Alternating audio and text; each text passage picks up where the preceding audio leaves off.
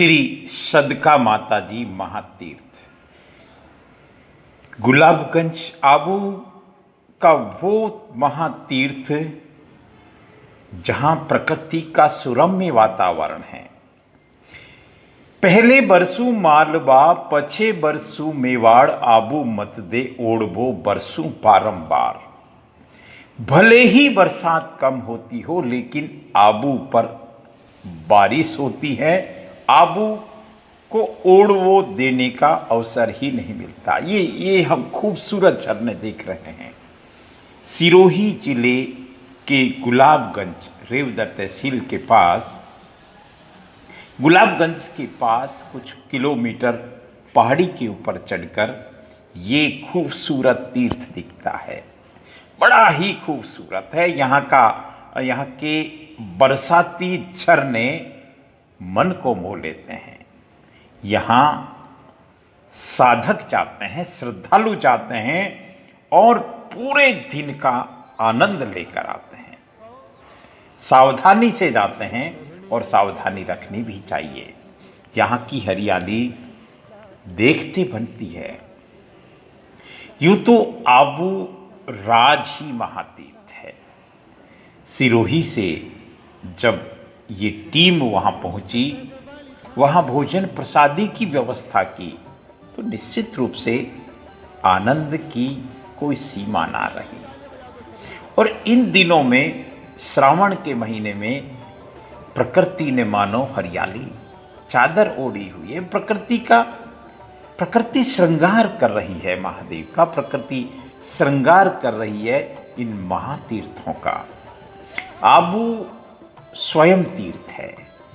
आबू स्वयं देव है और इस देव में, इस तीर्थ में अनेक तीर्थ हैं। फिर भले ही उत्तरज के केदारनाथ भगवान की बात, ये एक गुफा में मंदिर है। कई सीढ़ियाँ हैं, सीढ़ियाँ चढ़ के सज्जन पहुँचते हैं। यहाँ इन दिनों आने जाने वालों की काफ़ी भीड़ रहती है। लोग वहाँ चूरमा बनाते हैं, वहाँ गोठ करते हैं, वहाँ माँ के दरबार में अपनी ठोक लगाते हैं और सच मानिए आनंद आता है। ये देख सकते हैं। ये हालांकि कुछ एक्सपर्ट होंगे बच्चे, बाकी हर किसी को इस तरह का साहस करना भी नहीं चाहिए, लेकिन ये विहंगम नज़ारा श्री सदका माता जी, श्री सदका माँ भवानी का ये अद्भुत तीर्थ है। ये अलौकिक तीर्थ है।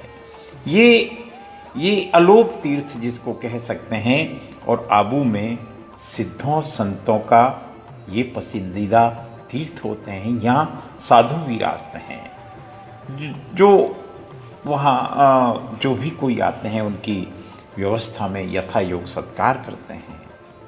यहाँ गुलाबगंज से कुछ किलोमीटर दूर पहाड़ी सीढ़ियाँ हैं, पुरानी सीढ़ियाँ हैं जिनसे चढ़कर जाते हैं। थोड़ा सा परिश्रम करना होता है, लेकिन वहाँ जाने के बाद निसंदेह आनंद की अनुभूति होती है। आप देख सकते हैं इस खूबसूरत दृश्य को। श्रावण के महीने में इस तरह के दृश्य हमको यहाँ वहाँ दिखाई देते हैं।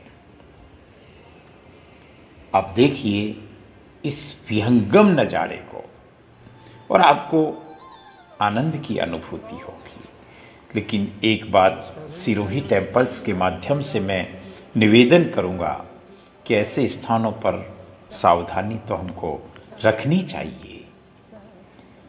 ही चाहिए। हम प्रकृति का आनंद लें, प्रकृति का उस खूबसूरती का हम आनंद लें, लेकिन ऐसे स्थानों पर हमको साफ सफाई का भी ध्यान रखना पड़ेगा।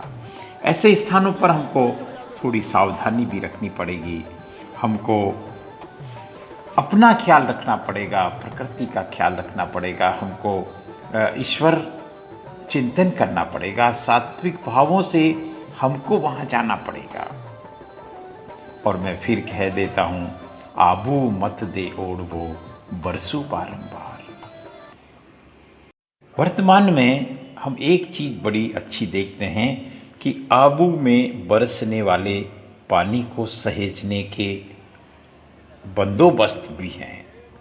अलग बात है कि कुछ स्थानों पर अभी और बंदोबस्त करने होंगे, क्योंकि आबू का ये अमृत सहेजा जाना चाहिए।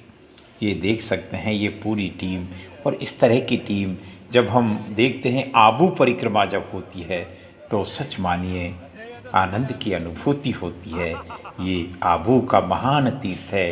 ये श्री सदका माँ भवानी का महान तीर्थ है गुलाबगंज। और इस दौरान हम देख सकते हैं कि नाग देवता भी क्रीड़ाएँ करने में कोई पीछे नहीं रहते। ये नाग देवता का एक छोटा सा बच्चा, हमने एक दृश्य देखा और हमने सोचा कि इससे, अब देखिए ये अभी इसमें कोई हिंसा का भाव नहीं है, वैसे हिंसा का भाव होता भी नहीं है। हम किसी जीव को परेशान करते हैं तो वो जीव प्रतिक्रिया में, क्रिया की प्रतिक्रिया में कभी कभी ऐसा देखते, अब आप देख सकते हैं छोटे छोटे जीव आपस में टकरा जाते हैं लेकिन कोई किसी को हानि नहीं पहुंचा रहा।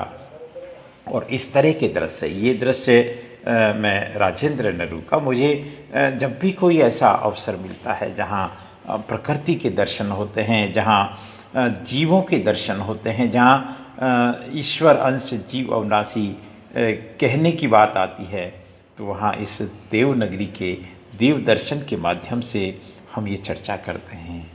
आप देखते रहें अनंत की यात्रा सिरोही टेम्पल्स। ओम नमः शिवाय।